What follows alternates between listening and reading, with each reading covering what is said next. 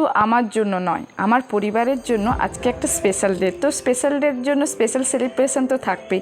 তোমরা নিশ্চয়ই অনেকেই গেস করতে পেরেছো যে আজকের দিনটা কি। আজকে হচ্ছে নিতিক্সা বেবির জন্মদিন, তোমাদের প্রিয় নিতিক্সা বেবির জন্মদিন। তো সবার আগে তোমরা দেখেই বুঝতে পারছো আমি তোমাদের সঙ্গে আজকে কি রান্না শেয়ার করতে চলেছি। জন্মদিনে আমাদের বাঙালির ঘরে সবার প্রিয়, সবার পছন্দ, যেটা না হলেই চলবে না, সেটা হচ্ছে পায়েস। জন্মদিনে মেয়েকে যাই দিক না কেন, আমাদের এখন কেক কাটিং করো, যাই করো না কেন, পায়েস তো বা মেয়ের মুখে দিতেই হবে, তাই না বন্ধুরা? তো তার জন্য আমি কিন্তু এখানে গোবিন্দভোগ চাল নিয়ে নিচ্ছি। চালটা দেখে বুঝতে পারছো চালটা কতটা পরিষ্কার। আর তোমরা হয়তো এর ফ্লেভারটা পাচ্ছ না, কিন্তু এর ফ্লেভারটা আমি পাচ্ছি, যেটা সত্যি খুবই সুন্দর।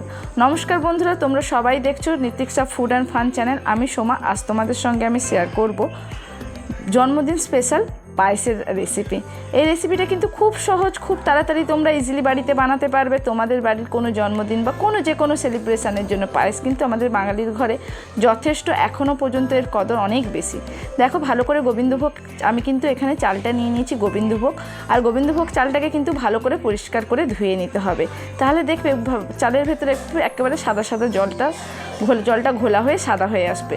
আমরা ততক্ষণ পর্যন্ত এই জলটাকে ধুতে থাকবো যতক্ষণ না চালটা একেবারে সাদা হয়ে যাচ্ছে, মানে জলটা পরিষ্কার না হয়ে যাচ্ছে।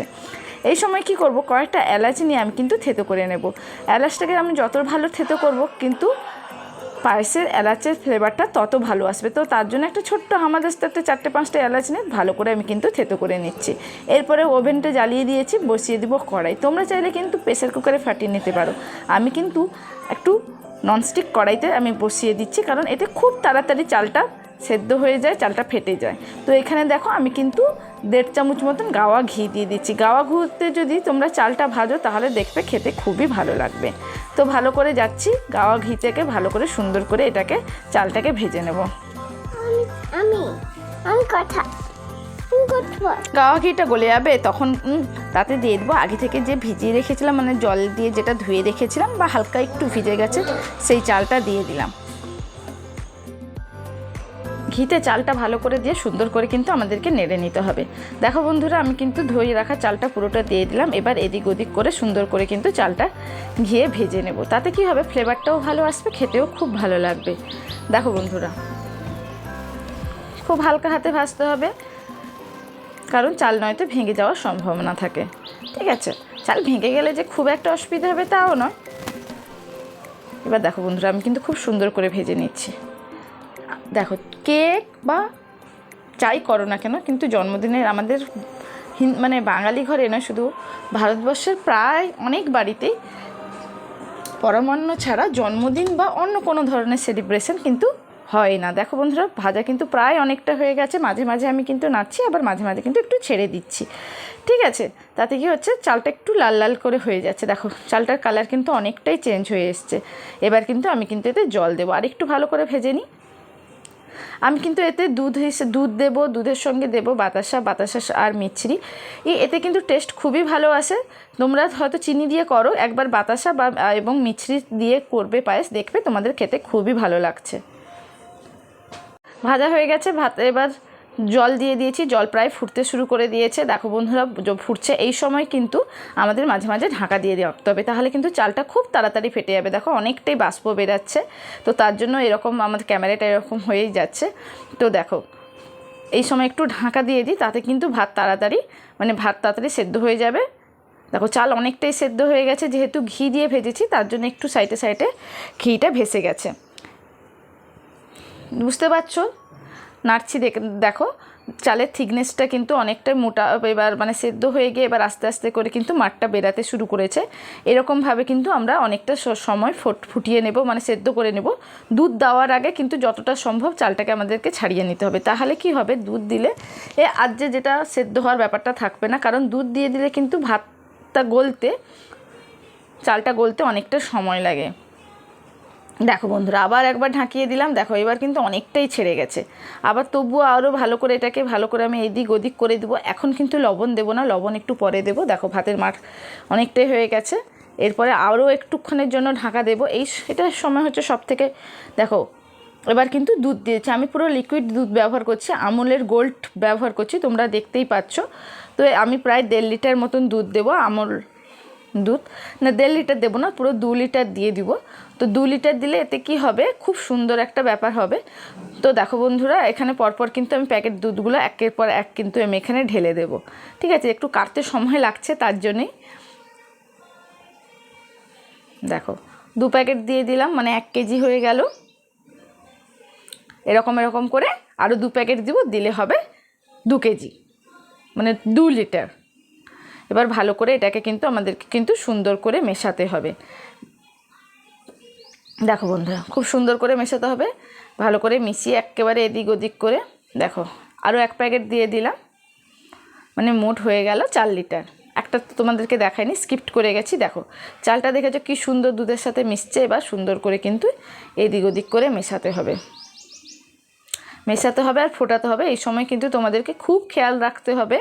এখন খুব একটু খেয়াল না রাখলেও হবে, যখন ভাত মানে দুধটা ফুটে আসবে, দুধটা শুকে আসবে, তখন কিন্তু তোমাদেরকে কন্টিনিউ নাড়াতে হবে। দেখো আমি কিন্তু খুব সুন্দর করে কন্টিনিউ নাড়াচ্ছি, কারণ পায়েস বসে যাওয়াটা কিন্তু আমাদের কোনো সেলিব্রেশানে এটা কিন্তু ভালো মনে করা হয় না। তো তার জন্য পায়েসটাকে যাতে না বসে না পড়ে, তার জন্য এটাকে কন্টিনিউ কিন্তু আমাদেরকে নাড়তে হবে। দেখো আস্তে আস্তে করে কিন্তু ফুট আসা শুরু হয়ে গেছে, দেখতে পাচ্ছ। এখন কিন্তু এলাচ দানা বা কাজু কিশমিশ আমি কিছুই দেব না। আমি কখন দেব সেটা তোমরা দেখতে থাকো পুরো ভিডিওটা, আমি কিন্তু তোমাদেরকে বলে দেবো। এখন যদি কাজু কিশমিশ দিয়ে দাও, তাহলে কিন্তু পায়েসটা ফেটে যাওয়ার সম্ভাবনাটা প্রায় 100% থাকে, যে পায়েসটা ফেটে যাবে, জল বেরিয়ে যাবে। তার জন্য আমি এখানে তোমাদের একটা টিপস দেবো, যে এখন কোনো কাজু কিশমিশ দেবো না। কখন দেবো তোমরা শেষ পর্যন্ত দেখতে থাকো, অবশ্যই আমি তোমাদেরকে জানিয়ে দেবো। দেখো আস্তে আস্তে করে কিন্তু পায়েসের থিকনেস কিন্তু বেড়ে গেছে। এরপরে কিন্তু আমি বাতাসা দিচ্ছি। তোমরা চাইলে এই সময় গুড়ের বাতাসা দিতে পারো, আমি এখানে সাদা বাতাসা দিচ্ছি। বাতাসাটা দিয়ে ভালো করে এদিক ওদিক করে নাড়াচ্ছি। দেখো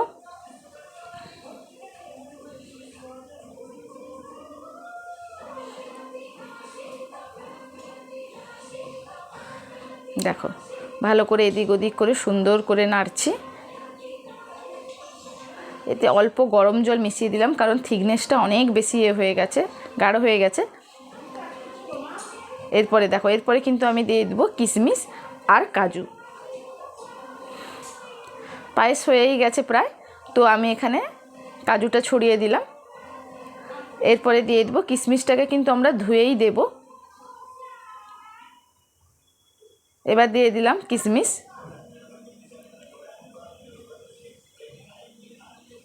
ভালো করে এটাকে মিক্স করে নেব। এরপরে যে এলাচ গুঁড়োটা করে রেখেছিলাম, সেই এলাচটা কিন্তু আমি এখানে পরপর দিয়ে দেবো। এরকম কিছুক্ষণ মেশানোর পরে আমাদেরকে কিন্তু অল্প পরিমাণে লবণটা দিয়ে দিতে হবে, কারণ যতই মিষ্টি হোক না কেন, লবণটা না দিলে কিন্তু ওর স্বাদটা খুব ভালো আসে না। তো এরপরে দেখো বন্ধুরা, আমি কিন্তু খুব সুন্দর করে এটাকে কিন্তু মিক্স করে দিচ্ছি।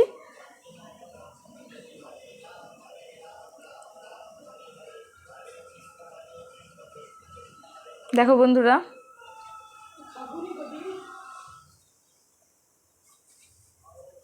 এটাকে দেখো খুব সুন্দর করে কিন্তু আমি মিশিয়ে দিলাম। এরপরে আর কিছুক্ষণ ফুটিয়ে নেব এটাকে। তোমরা চাইলে এই সময় কিন্তু কিছুটা পরিমাণ গুঁড়োর দুধও অ্যাড করতে পারো। আমি গুঁড়োর দুধ কিছুটা অ্যাড করেছি, সেটা কিন্তু তোমাদেরকে আমি দেখাইনি, সেটা আমি স্কিপ্ট করে দিয়েছি। তো আমি কিছুটা আমুল স্প্রে হয় সেটাকে আমি দিয়েছি। তোমরা চাইলে এখানে কিন্তু আমুলের যে কনসেন্ট মিল্কটা হয় সেটাও তোমরা দিতে পারো। দেখো পায়েস কিন্তু প্রায় রেডি। এবার কিন্তু আমি চারদিকটা করে সুন্দর করে পরিষ্কার করে নিচ্ছি। এবার গ্যাসের ওভেন আমি বন্ধ করে দিচ্ছি। এবার মাম্মাম কিন্তু বসে গেছে। আমাদের যেরকম বাঙালিদের নিয়মে হয়, যে প্রথমে যতই কেক কাটিং করো না কেন, আগে কিন্তু ওকে ভালো করে বরণ করে একটু পায়েস মুখে দিতে হবে আশীর্বাদ করে।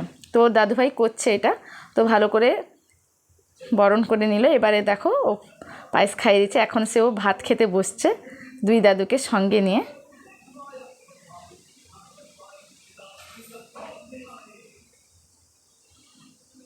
সবাই আমরা খেতে বসে গেছি, প্রায় সবাইকে আমি খেতে দিয়ে দিচ্ছি একের পর এক।